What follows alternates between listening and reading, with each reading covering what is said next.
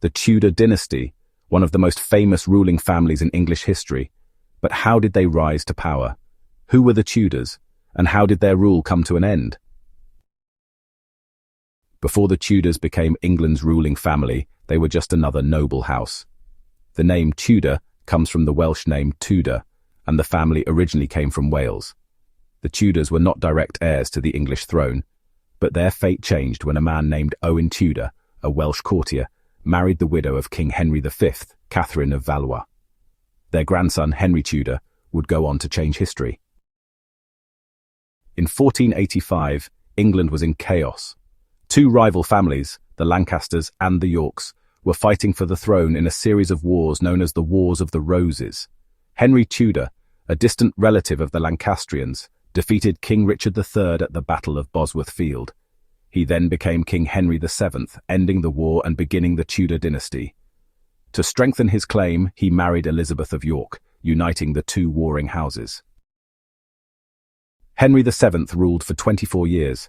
He was a clever king who rebuilt England's economy after years of war. He avoided unnecessary battles, increased trade, and made the monarchy rich. But he was also strict. He taxed the nobles heavily to make sure they couldn't challenge his power. By the time he died in 1509, he left a strong kingdom to his son, Henry VIII. Now we come to the most famous Tudor, Henry VIII. He ruled for 38 years, and is best known for having 6 wives and breaking away from the Catholic Church.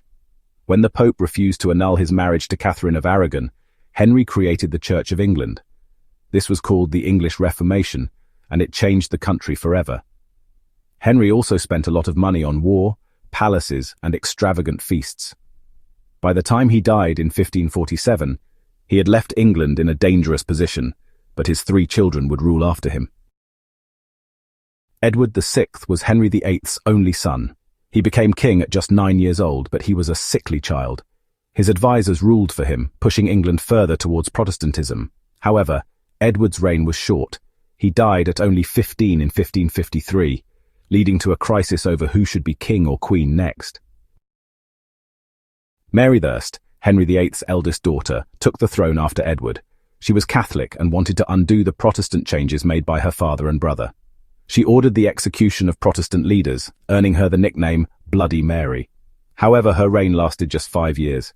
She died in 1558 without children, leaving the throne to her Protestant half-sister Elizabeth. Elizabeth I is considered one of England's greatest rulers. She ruled for 45 years and led England into its golden age. She defeated the Spanish Armada in 1588, encouraged exploration, and supported the arts. This was the time of William Shakespeare. But Elizabeth never married or had children, so when she died in 1603, the Tudor dynasty ended. Without an heir, Elizabeth passed the throne to her cousin, James VI of Scotland, who became James I of England. He was from the Stuart family, not the Tudors. However, he was chosen because he was the closest living relative with royal blood. This marked the start of the Stuart dynasty, but the Tudors' impact on England lasted long after. And that's the story of the Tudors, from a little-known Welsh family to one of the most powerful dynasties in history. What do you think was the most important moment of the Tudor era?